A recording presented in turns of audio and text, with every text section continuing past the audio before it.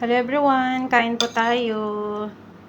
Naggisa ako ng karne ng baboy. Nilagyan ko ng kalabasa, tsaka bell pepper. Tapos merong dalawang itlog pero yung isa parang biniak ko doon sa loob kanina. So this is beef. Joke ko lang yung baboy, na miss ko po kasi. And nagluto ako ng basmati rice. So ayan guys, kain na po tayo. Ayan, almusal, tanghalian, at dinner na yan. Ayan siya, itlog yan. May naiwang squash kasi dito sa bahay. So, inano ko siya, ginisa ko siya. So, karne ng baka. Pero yung parts na biel po siya, kaya malambot lang siya. Thank you, Lord, for the blessings on me. Kain na.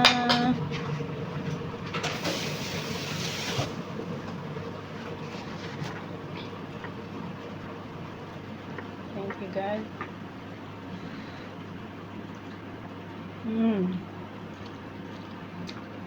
Timplang Pinoy, kaya parang ginisa siyang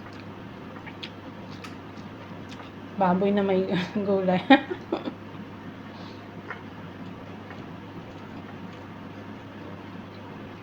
Pag nasa ibang bansa ka guys, sa Middle East, hindi ka talaga makatikim ng baboy. Ayaw ko rin maging pasaway na kagaya ng iba.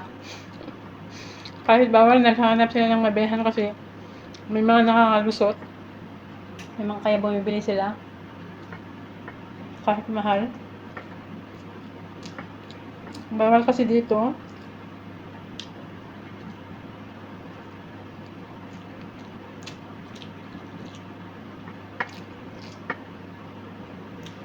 Madami itong niluto ko. Magbabaon ako bukas. Healthy na, masarap pa. Hindi ba guys? Ang init. Kanina pa to eh.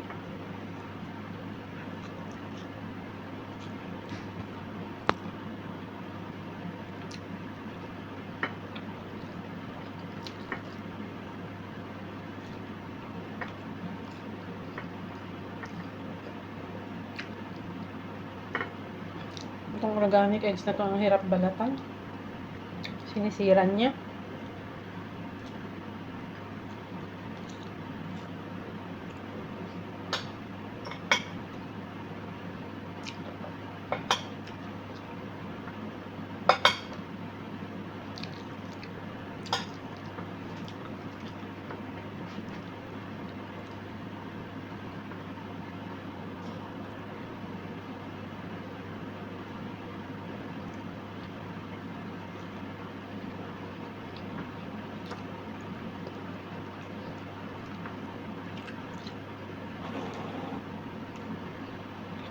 Kain na kayo dyan.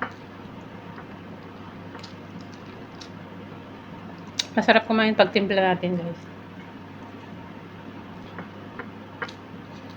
Pag niluluto ko yung pagkain nila, tsaka yung timpla nila, yung mga powder, yung mga kung anong nilalagay. Kahit niluto ko, hindi ako kumakain.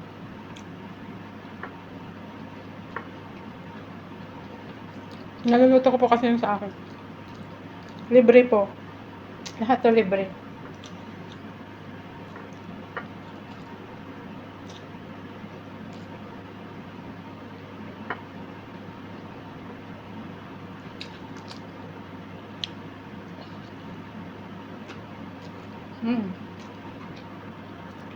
May balat ng itlog akong nanguya.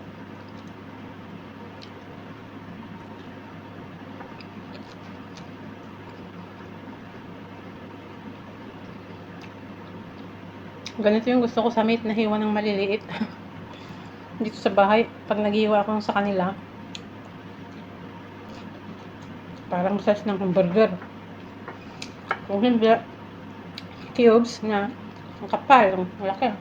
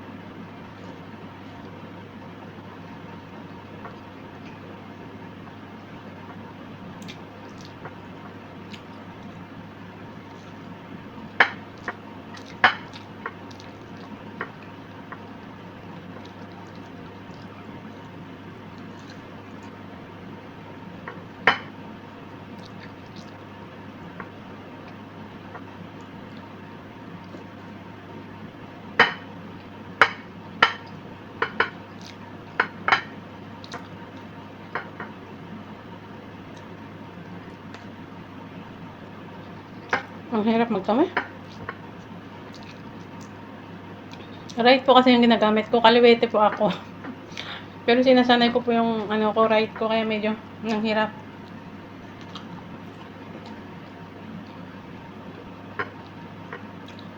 Kaliwete ako mula pang bata ako. Pero dahil itong kaliwete ko yung laging nagbubuhat ng mabibigat. Mula nung na-operasyon yung right shoulder ko. Kaya ginamit ko na itong right ko na magkamay. Ang hirap magkamay na walang hindi ka sanay. Hindi sanay sa kung anong kinagisnan mo like sa kaliwete. Ako ganyan. Gusto ko kasi magkamay nakakain.